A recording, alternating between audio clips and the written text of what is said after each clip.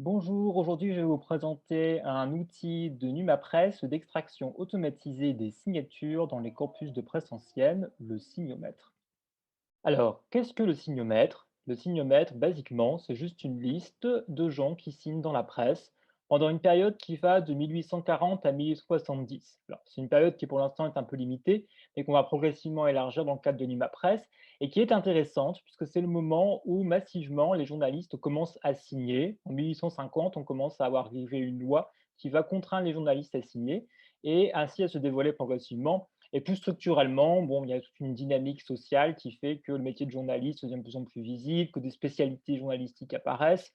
Et donc, c'est le moment où ceci commence à émerger. Et en même temps, c'est une période qui est mal documentée, puisque on est antérieurement à l'émergence des grandes structures de la profession, notamment les syndicats de journalistes, les écoles de journalistes. Ceci n'apparaît qu'à la fin du siècle. Donc, basiquement, vous avez une liste comme celle-ci qui est un palmarès. Donc, vous avez le nombre d'articles sur le côté. Donc, en premier, évidemment, Havas, qui est l'agence de presse de la période, l'ancêtre de l'AFP. Et puis après, vous avez une série de noms. Alors, certains que vous connaissez peut-être comme Émile de Girardin ou Auguste Neufzer, puis d'autres que vous connaissez probablement pas. Et les premiers noms à sortir, ce sont principalement des secrétaires de rédaction, des rédacteurs en chef, des administrateurs de journaux, tout simplement parce que à l'époque, l'administrateur de journal est responsable devant son journal et donc il est amené à généralement signer le journal en masse ou signer toute une série de dépêches. Donc vous avez ceci, vous avez le nom, vous avez le nom de l'article, vous avez les collaborations. Donc par exemple, on voit ici qu'Émile de Girardin a d'abord été l'auteur le rédacteur en chef de la presse, puis ensuite de la Liberté, et ainsi de suite, et ainsi de suite, et ainsi de suite. Alors, comment la détection des signatures fonctionne-t-elle? Ben, principalement à partir d'un ensemble d'outils que nous avons développés pour segmenter automatiquement le texte de presse en utilisant des règles typographiques relativement simples. Donc là, ce n'est pas des modèles complexes en deep learning, c'est juste un ensemble de règles géométriques qui incorporent en fait toutes les normes de présentation de la presse à l'époque. Alors, il faut savoir qu'à l'époque, la presse est très différente d'aujourd'hui. Il n'y a quasiment pas d'images, c'est un texte assez austère. Mais donc, l'avantage, c'est qu'on a des normes de présentation qui sont quand même assez rigides, généralement en 3 ou 4 colonnes, avec des titres centrés. Un feuilleton en bas. Donc, ici, vous avez un exemple typique de journal. Donc, vous avez avec la projection visuelle, donc avec les différents titres, le feuilleton en bas. Et puis, enfin, on a aussi cette norme qui est que les signatures sont alignées à droite quasiment systématiquement. Alors, ce n'est pas la seule forme de texte alignée à droite, évidemment, à la presse, notamment généralement à l'introduction des dépêches. Généralement, elle est aussi alignée à droite. On va avoir Paris le 22 août, machin bidule, et ça va être aussi aligné à droite. Mais néanmoins, les signatures, c'est parmi un des objets qui est généralement aligné à droite. Et donc, c'est sur cette base-là qu'on a commencé à faire un extracteur de signatures automatisé, simplement en agrégeant tout cet ensemble de textes alignés à droite, puisqu'il y a aussi une autre caractéristique de la signature par rapport à autre journalistique, c'est qu'elle est récurrente. Sauf dans le cas où une personne signe occasionnellement, mais ce n'est pas ce qui nous intéresse ici. Généralement, ça va être un collaborateur régulier et donc on va avoir ces récurrences-là, alors qui vont être un peu biaisées par la reconnaissance du texte dans la presse de l'époque, on utilise des reconnaissances de texte automatiques qui génèrent des erreurs, ce qu'on appelle l'OCR, Optical Character Recognition. Mais néanmoins, on arrive par ce biais-là à pouvoir compiler les signatures et pouvoir voir exactement ce qui se passe. Alors, il y a du bruit, on doit nettoyer un peu les fichiers en amont pour pouvoir en faire quelque chose, mais généralement, ça marche quand même assez bien. Et donc, l'exemple qu'on propose ici, donc c'est 7 quotidiens de 1840 à 1870. On a quelque chose en préparation sur les quotidiens de la période de l'entre-deux-guerres, qui va bientôt sortir. Et évidemment, à terme, l'idée, c'est de couvrir toute la période allant de, mettons, 1840 à 1940 pour pouvoir avoir vraiment un panorama d'ensemble du développement de la profession journalistique dans les quotidiens nationaux. Alors, lorsqu'on clique sur un nom, donc là, ici, je vais prendre par exemple celui d'Auguste Neufzer, que vous trouvez ici, vous allez être envoyé vers un nouvel environnement. Donc, ça va prendre un petit peu de temps pour s'afficher.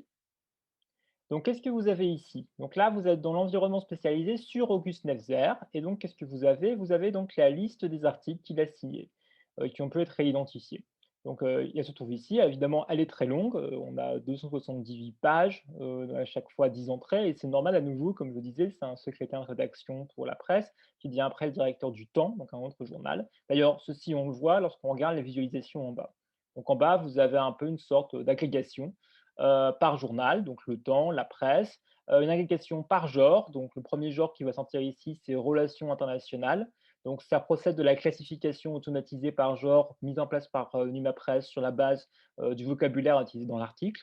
Donc ici, c'est le 1er genre qui sort simplement parce qu'à l'époque, le secrétaire de rédaction, souvent, c'est lui qui signe la collection de dépêches qui sort en première page du journal.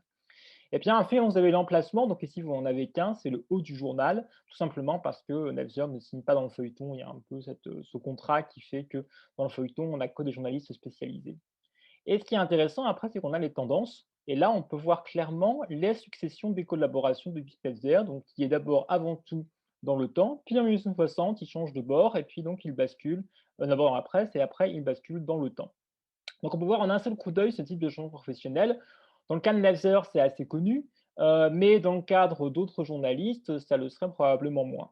Donc il y a cette idée un peu panoramique de pouvoir voir ces ensembles. Donc là, je prends un autre exemple.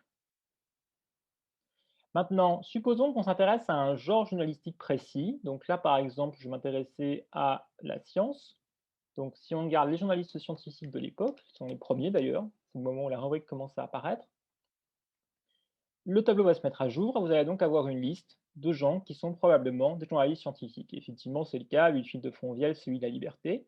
Et ici, je vais cliquer sur Henri de Parville, qui est le journaliste scientifique des début années 60, et qui est aussi un grand vulgarisateur, qui a écrit beaucoup de livres, et qui a aussi écrit un des premiers romans de science-fiction français, publié en feuilleton dans le Constitutionnel, dans le pays, qui s'appelle L'habitant de Mars.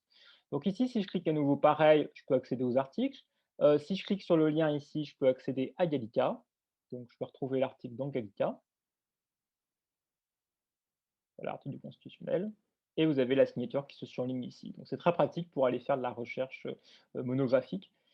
Ensuite, pareil, la répartition au journal. La répartition au genre, donc le premier à sortir, c'est la science, c'est logique. La répartition par emplacement, c'est logique aussi, il y a à la fois du haut de page et du feuilleton.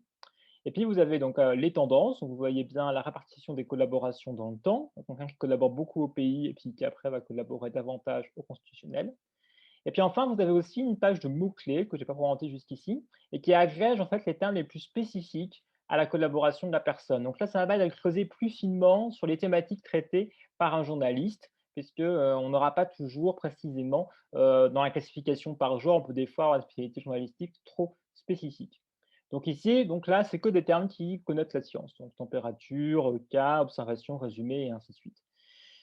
Donc après, si je repars en arrière, que je reprends un dernier exemple, ici, je vais prendre un exemple que je connais. Donc, je vais taper ici, il s'appelle le baron Brice, donc Léon Brice, qui est chroniqueur pour la liberté.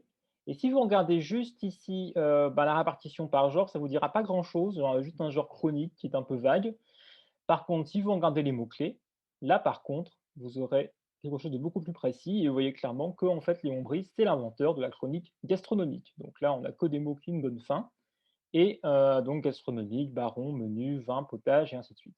Donc vous voyez bien comment on peut exploiter cet outil pour repérer, alors là j'ai pris des noms que je connaissais, mais on voit très bien le potentiel qu'il peut y avoir pour des noms qu'on ne connaît pas, des noms qu'on ne soupçonne pas forcément, des inventeurs de l'envoi journalistique, puisque la période des 1840 et 70, c'est aussi un des grands moments d'émergence du genre journalistique. On commence à voir arriver les premières chroniques sportives, donc les chroniques gastronomiques, l'invention aussi du journalisme artiste, de critique d'art, et ainsi de suite, et ainsi de suite, et ainsi de suite.